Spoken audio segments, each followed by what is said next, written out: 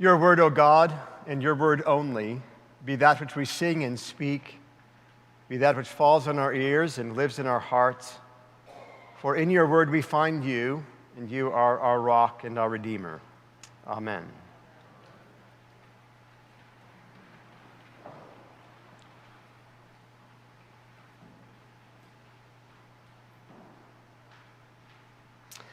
Last night I was at Christ Church in Gardner, our oldest church in Maine, for their Mardi Gras celebration.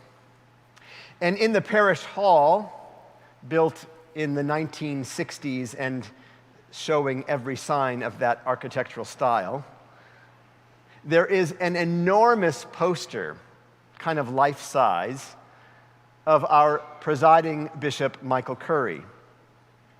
And the words on the poster are his: if it's not about love, it's not about God.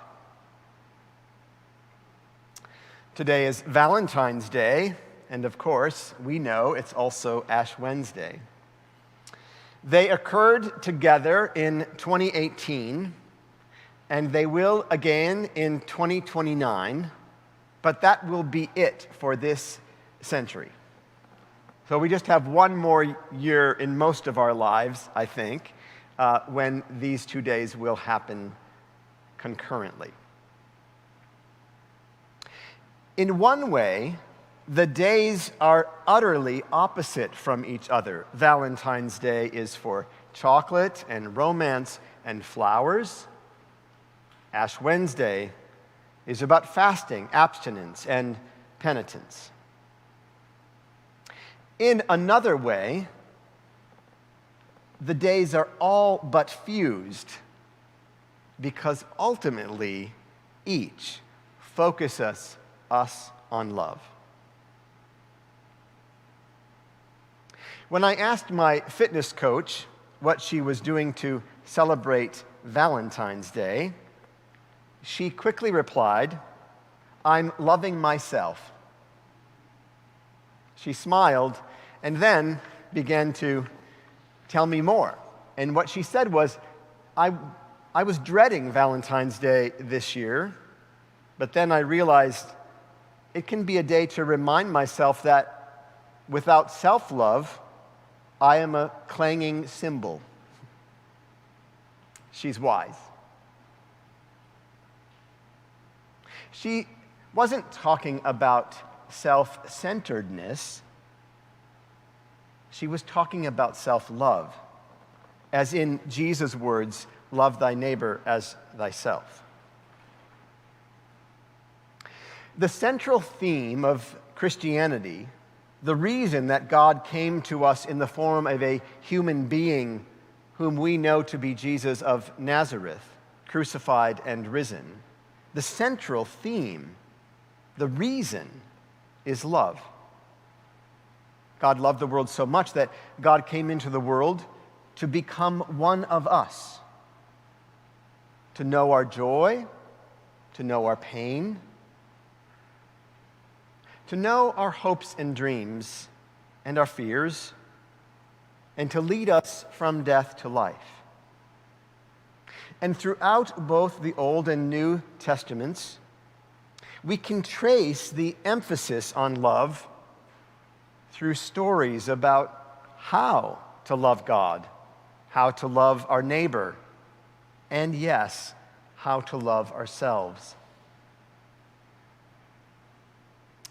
Had I asked my coach what she was doing for Ash Wednesday versus Valentine's Day,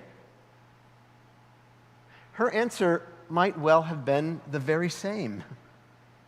Something like, today I'm loving myself to tell the truth about who I am and about who God desires me to be. I don't know if she would have used that language had I asked her that. But part of what I heard in her answer to the question about Valentine's Day is this answer, that in her desire to have self-love, she's actually reflecting a desire to respond to God.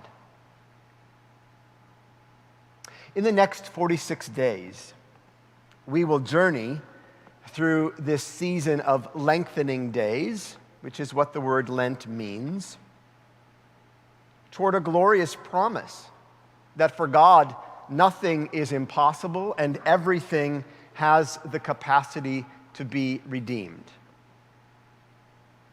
And on this particular day, with its dual focus on penitence and ashes, as well as roses and romance, we look forward to the moment when that enormous white candle will lead the procession on Easter Day, signifying that life is stronger than death. I don't know my coach's story about romance. I know she was with somebody last year who hurt her, and that she is now single. And I know that she has been diligent and, I would say, prayerful about healing that hurt. The essence of healing, perhaps the essence of what we mean by resurrection, is to take the chaotic and traumatic events of our lives and rewrite them into a new story. The thing is, before a new story can be composed, the old one needs to be examined and looked at. Before we can put our hearts and our treasure in right relation, as the Buddhists say, we have to know where our hearts and our treasures are now. Truth and examination are our companions on this journey, especially today. Everything is God's, and everything is ultimately about love. God takes the parts of our lives that are hard and painful and even beyond comprehension, shame, suicide, depression, egotism, anger that cripples, betrayal, all of it. God takes those things because God is inside each of those things, even as God can take the parts that are good and joyous, and also sometimes beyond comprehension. Laughter, orgasms, excitement, sipping coffee on a porch while watching the sunrise, and hope, the kind that conquers despair, because God is inside each of those things too. And that's why in Lent, we bring all of it to God to see what the story is right now. And today especially, we face up to our own fears and our own weaknesses. We stop pretending that everything is somebody else's fault, and we look to see where love is found. So I hope you'll show me how to take time today to thank God for being our partner along the way. God's desire and our desire become one today, a kind of love fest in which these ashes become for us signs of our capacity both to say, I'm sorry, and to say, I love you. And remember, if it's not about love, it's not about God. Amen.